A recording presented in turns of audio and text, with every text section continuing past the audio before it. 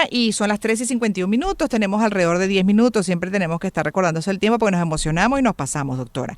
Para hablar hoy en el segmento sobre el maltrato. Y debo decir aquí solamente como antesala que si hay una cosa en la que todavía no termino de lograr el autocontrol y hago cortocircuito es con el maltrato. Bien sea verbal, bueno, ni hablar, inaceptable el físico, pero ese maltrato que uno se puede conseguir en la cotidianidad cuando llega a un sitio y con la amabilidad que corresponde, saluda y la otra persona inmediatamente te responde desde el maltrato. Esas cosas a mí todavía me hacen cortocircuito. Pues si supieras que a mí también me parece sumamente desagradable, muy desagradable.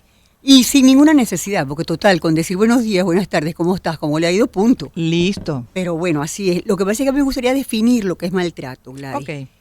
La definición de maltrato es que es un comportamiento violento que causa daño físico o moral.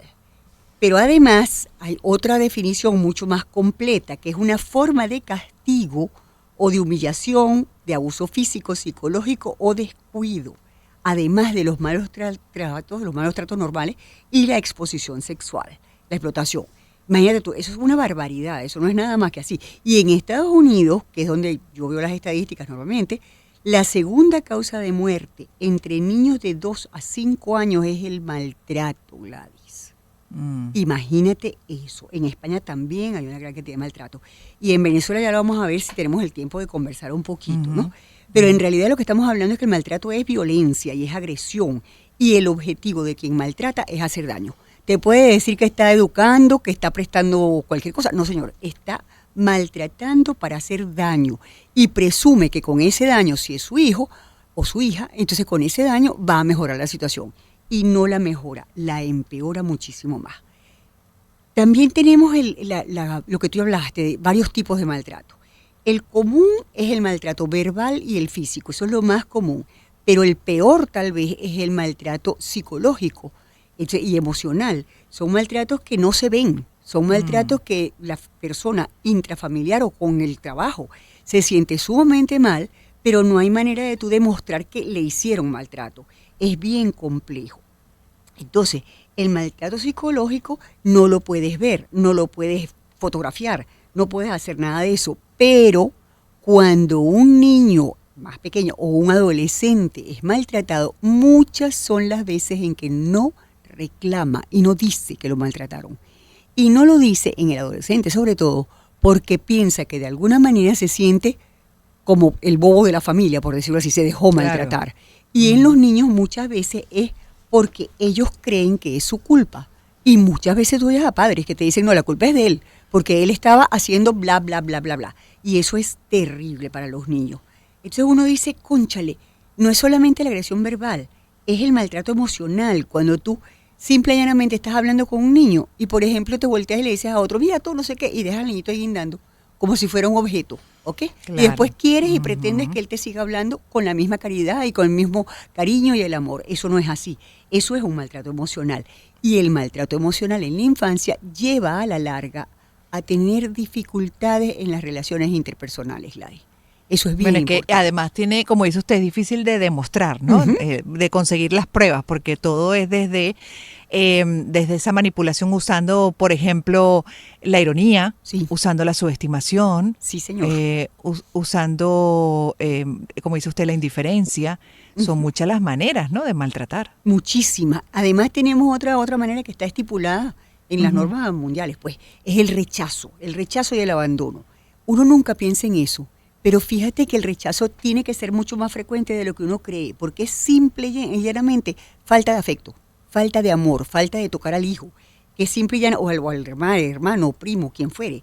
Entonces hay una falta de reconocimiento de los logros de la persona también. Entonces tú ves personas que tienen logros inmensos y los familiares lo maltratan, o la pareja, no, pero eso no importa. Pero sí que tú eres buenísima, entonces, eso es facilísimo. Y no es así, eso es maltrato de una manera u otra. Fíjate lo grande que es el maltrato. Sí. Y el abandono, no te cuento. En el abandono la cosa es mucho peor porque son necesidades básicas que tú dejas de... Claro, porque al final se puede concluir con que esto es aquel comportamiento que genera malestar en el otro. ¿Se puede decir así? Porque si el otro no se siente bien, ahí hay alguna modalidad de maltrato. Sí, porque fíjate que el daño puede ser moral. Y muchas veces es moral en el sentido de que tú te sientes mal por el otro por una razón de principio o de valores, y eso no lo dices, te quedas callado. Entonces hay un maltrato subterráneo, por decirlo así, que pasa mucho con los niños y con los adolescentes. En los adolescentes hay una ventaja, y es que cuando se hacen adolescentes más grandes, no jovencitos, sino los más grandes, ya se rebelan y ya dicen que no. Sin embargo, vuelve a lo mismo, como en los colegios. Tú ves que en los colegios también hay maltrato entre unos y otros, y sin embargo, poco lo hablan por la pena y la vergüenza de que, no, es que yo soy más cobarde, es que yo soy menos fuerte, etcétera, etcétera. Entonces uno piensa y dice, bueno, ¿y el maltrato de dónde sale? De la familia. Parece mentira. El padre maltratador, o madre, por supuesto, es aquella persona que recibió maltrato antes y que en algún momento de su vida pensó que esa era la forma de educar, que esa es la forma de funcionar. Entonces, por supuesto que eso se va pasando de hogar en hogar, de un lado a otro. Entonces, es muy terrible. Cuando además, es tan terrible que cuando además el maltrato es en otra casa, no es en la casa del joven o del muchachito, no se dice. Los dueños de la casa no le dicen al amigo que fue maltratado que lo maltrataron. Y eso es terrible, Gladys, porque el niño no va a decir nada. Y yo he escuchado cantidad de veces, si te vuelven a decir bla, bla, bla, le das un golpe, con otras palabras un poco más feas. Sí, eso no es manera. Eso no es manera de educar. Eso no puede ser, ¿ok? Y de esa forma, educando personas así, vamos a tener mucho más maltrato. Lo que pasa es que además la posición en ese sentido es que si tú no inculcas eso, por ejemplo, de la defensa, de la autodefensa, al final puedes dejar o formar un carácter débil. Entonces, me gustaría su punto de vista con relación a cómo realmente se puede construir esa seguridad, ¿no? Mira, en el caso del niño, del joven, que se pueda también defender ante las muchas cosas, peligros, abusos y etcétera, y maltratos que se puede conseguir en el camino. Sí, señor. Ajá, ¿cómo se educa eso? Porque hay una costumbre, o sea, hay una creencia, una falsa creencia, como bien dice usted, peligrosa, contraproducente, de no defiéndete, tienes que llegar a los golpes, llegas a los golpes, y pues eso es parte del carácter. Sí, señor, eso es parte del carácter. Así entonces, son los si no es, exacto, eso siempre está instalado. ¿Cómo desmontar eso? Pero que sin perder de vista que tiene que defenderse. Fíjate, una de las cosas que hay que hacer y estar muy seguro es tratar de que tu menor de edad, o sea, otros muchachitos, en escuela, en todas partes, la autoestima sea cada vez mayor y no que haya disminución de autoestima. Porque parte de todo esto, cuando es entre muchachos, entre ellos solos, es la autoestima que va bajando cada vez más. Entonces tú necesitas estar pendiente de un muchachito que es ansioso, que es un muchachito que es arisco, que con los adultos no se une, tú dices, este muchachito debe ser maltratado. A lo mejor hasta los padres a veces no se dan cuenta, porque están acostumbrados al maltrato. Entonces es importante lo que tú dices, hay que aprender en la escuela, en el colegio. Los colegios no pueden validar el maltrato a golpes. ¿Qué es eso? El maltrato de ningún tipo. Los colegios no pueden validar o no deberían de validar el bullying. El bullying es maltrato, Gladys, claro. Donde lo pares. Entonces resulta que eso lo ponen como, bueno, voy a llamar a tu mamá y ya está, y se acabó. No, señor.